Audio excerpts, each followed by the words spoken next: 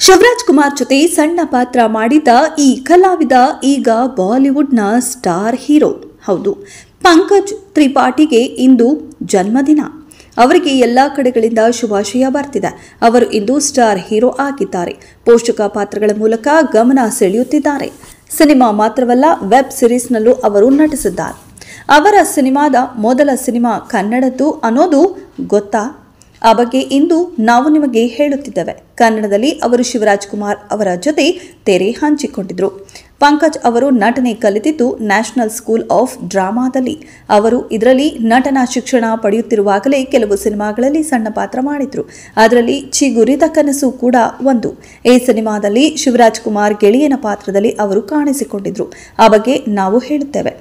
ಚಿಗುರಿದ ಕನಸು ಚಿತ್ರದಲ್ಲಿ ಶಿವರಾಜ್ ಕುಮಾರ್ ಶಂಕರ್ ಹೆಸರಿನ ಪಾತ್ರ ಮಾಡಿದ್ರು. ಶಂಕರ್ ಹುಟ್ಟಿ ಬೆಳೆದಿದ್ದು ದೆಹಲಿಯಲ್ಲಿ. ಆರಂಭದಿಂದಲೇ ದೆಹಲಿಯಲ್ಲೇ ಕತೆ ಸಾಗತ್ತೆ. ಈ ಕಾರಣಕ್ಕೆ ಶಂಕರ್ ಕಾಲೇಜು ದಿನಗಳಲ್ಲಿ ಆತನ ಸುತ್ತಮುತ್ತ ಇರೋದೆಲ್ಲ ಹಿಂದಿ ಮಂದಿಯೇ.